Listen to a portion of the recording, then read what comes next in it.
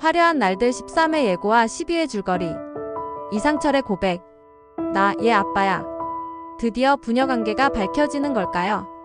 12회 줄거리는 이렇게 시작됩니다. 지혁과 은호가 힘겹게 붙잡고 있던 작업, 맘대로 집 첫 공사가 드디어 마무리됐다는 소식이 들리자 사람들은 이제 조금은 쉬어도 되지 않겠냐고 말했지만 정작 두 사람의 심장은 그제야 더 빠르게 뛰기 시작했었더라고요. 인테리어 현장에 도착한 의뢰 부부는 눈이 반짝였고 손을 맞잡으며 서로에게 속삭였습니다. 여보 이게 내가 말한 거야. 너무 마음에 들어 어떡해. 돈은 들었지만 훨씬 고급스럽네. 주방 분위기가. 욕실도 잘 뽑으셨고 매지도 깔끔하네요. 실장님 덕분이에요. 정말 신경 써서 관리 감독해 주셔서 감사드려요. 은호는 늘 그렇듯 차분하게 마무리 멘트를 건넸습니다. 아니에요. 그럼 이사 잘하시고 후에 문제 생기시면 맘대로 집으로 연락주세요. 최종 AS는 맘대로 집에서 책임집니다. 현장을 정리하고 은호가 먼저 나오는데 지혁이 뛰어와 은호를 붙잡습니다. 카페로 갈 거지? 같이 점심 먹자. 공사 끝났잖아. 아직도 지은호 실장님이어야 돼. 은호는 눈을 조금 내리깔고 마음의 선을 분명하게 그었습니다.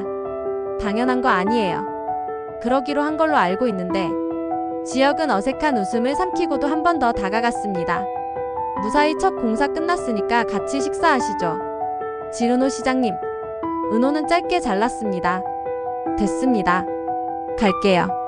지혁은 급히 팔을 뻗었다가 퍼뜩 손을 뗐습니다. 아니 점심만 같이 먹자는 거야.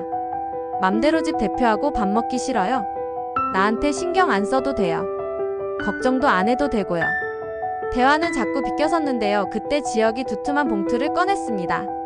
그러면 이거 받아. 계약금 200만원 빼고 1800만원이야. 뭐냐? 설마 내가 너한테 비용을 안 줄 거라고 생각한 거야? 어이가 없네. 은호는 손에 잡힌 무게에 잠깐 숨이 막혔습니다. 이만한 걸 어디서 라는 표정이었죠. 지혁은 단호하게 말했습니다. 투자 받았어. 정식으로 투자 받았다. 자. 잘 됐네요. 자요. 은호는 봉투에서 일부만 덜어냈고 다시 지혁에게 봉투를 돌려주었는데요. 그 손짓에는 내가 감당할 만큼만이라는 경계가 분명히 실려 있었어요. 지혁이 눈살을 찌푸렸습니다.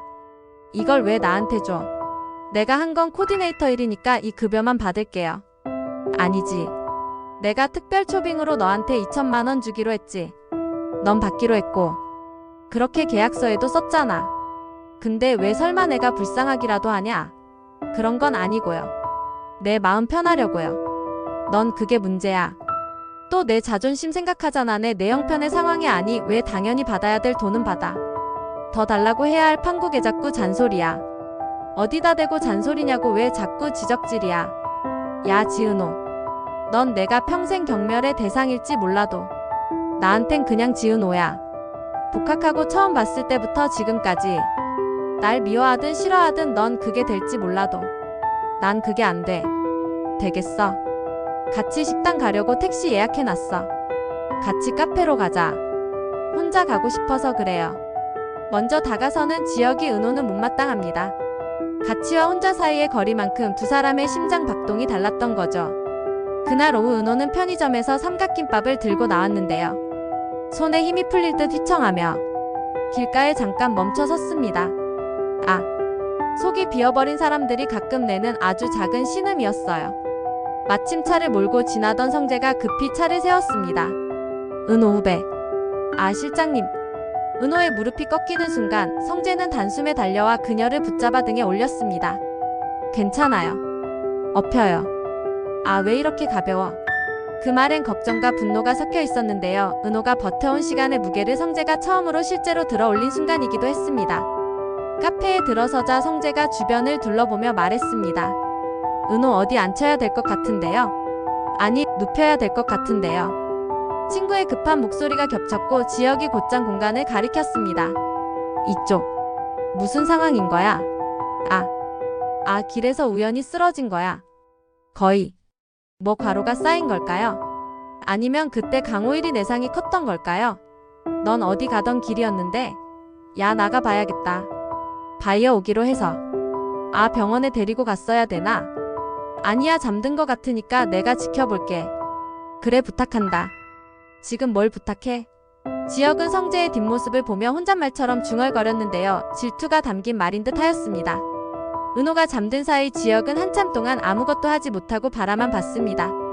어쩌다 이런 얼굴이 되었나, 왜 이렇게 바짝 말라버렸나, 마음속으로 줄줄이 떠오르는 질문을 삭힌 다음에야 그는 조용히 노트북을 켜고 일을 이어갔어요. 잠시 후 은호가 몸을 일으키려 하자 지혁은 다급히 말했습니다. 급하게 일어나지 마. 어지러워서 또 쓰러지고 싶지 않으면. 신세졌네요. 알면 누가 밥 먹자고 할 때 먹고 다니던가. 내가 도와줄 일은 없겠지? 네. 짧은 대화였지만 그 사이사이에 전하지 못한 마음들이 많았습니다. 홀로 카페로 돌아온 은호는 친한 친구와 낮은 목소리로 이야기를 이어갔습니다. 본부장님이 업은 것까지는 기억이 나. 밥 먹고 못 자고 그랬지, 너 좀 그랬지. 그거 말고 또 일 있었지. 강화하고 너. 며칠 전에 강화 왔다고 집에 갔던 날부터 너너시 반은 나가 있었어.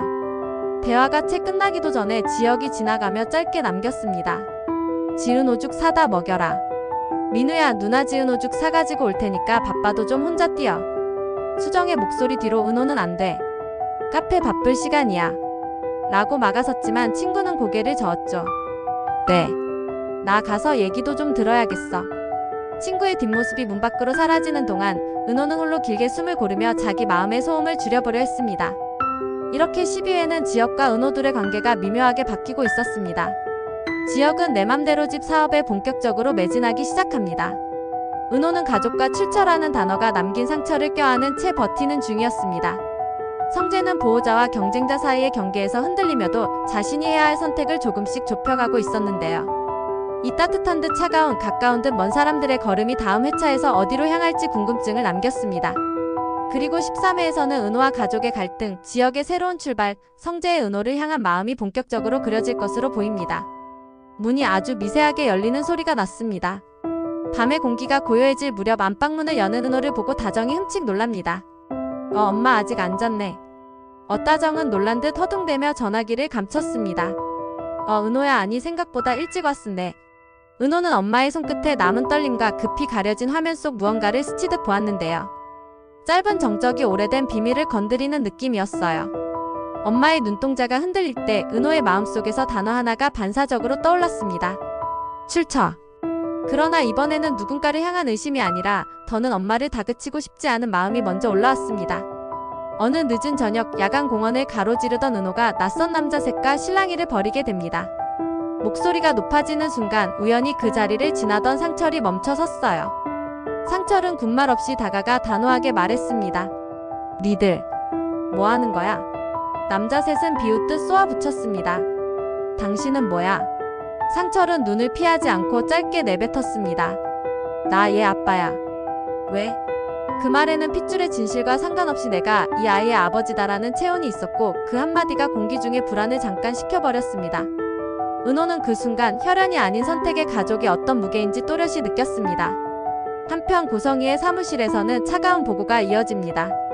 비서는 지난 며칠 동안 조용히 살펴본 자료 폴더를 정리해 내밀며 말했습니다. 지은호 씨한테 큰일이 생겼어요. 그리고 지켜보니까 지은호 씨 주변에 남자가 2명이 있답니다. 고성희의 미간이 아주 얇게 주름지며 그녀가 앞으로 펼칠 수 있는 수들의 윤곽이 떠올랐습니다. 두 남자와 은호 성희는 궁금하거나 관심이 가기보다는 자신에게 리스크 혹은 기회로 머리가 바쁘게 굴러가고 있었습니다. 성재를 만나러 가는 수비는 잔뜩 들떠 있었고 손에는 한아름 가득 꽃다발이 안겨 있었습니다. 성재에게 줄 꽃이었습니다. 이게 뭐야? 성재의 당황한 모습에도 수비는 망설임 없이 웃었습니다. 우리 제법 잘 어울리지 않아? 나랑 연애하자.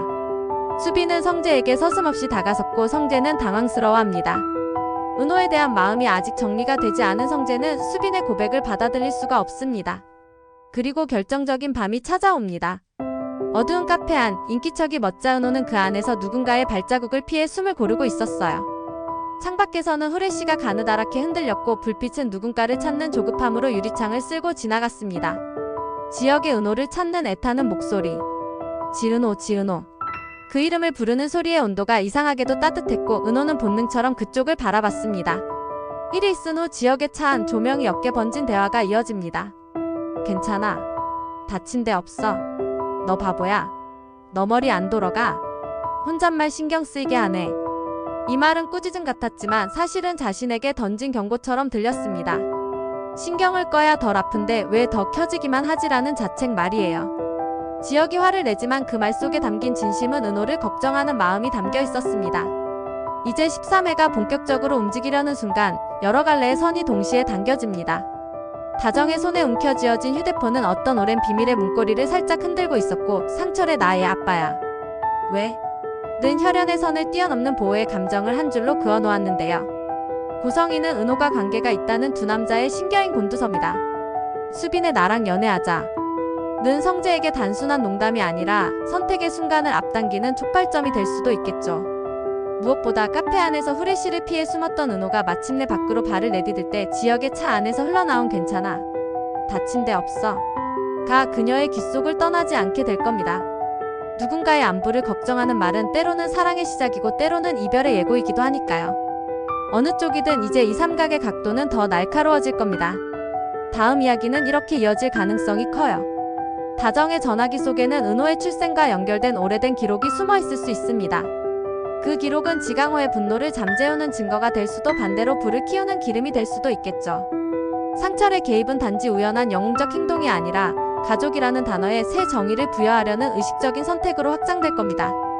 고성이는 두 남자 프레임을 이용해 여론을 흔들거나 투자 지형을 재배열해 지역을 압박할 수도 있어요.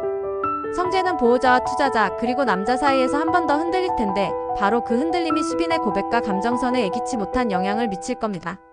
결국 관건은 은호의 마음이 어느 쪽으로 기운다기보다 은호가 스스로를 어디에 세우느냐에 달려 있습니다. 내 마음 편하려고요.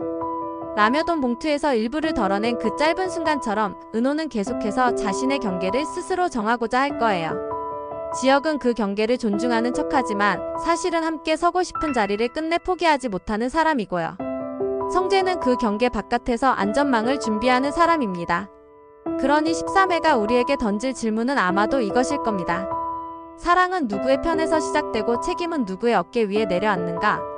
그리고 답을 향해 달려가는 과정에서 우리는 또 한 번 심리적 클라이맥스를 만나게 되겠죠. 다정과 상철 고성이에 드러나지 않은 관계, 수빈의 직진, 지역에 불쑥 튀어나오는 진심 성재의 조용한 선택 그리고 은호의 숨 고르기. 이번에도 결말은 쉽게 닫히지 않을 겁니다.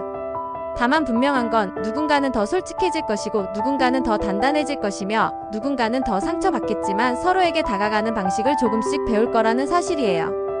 그리고 우리 역시 알게 되겠죠. 끝났다고 믿는 순간 진짜 시작이 온다는 것을요.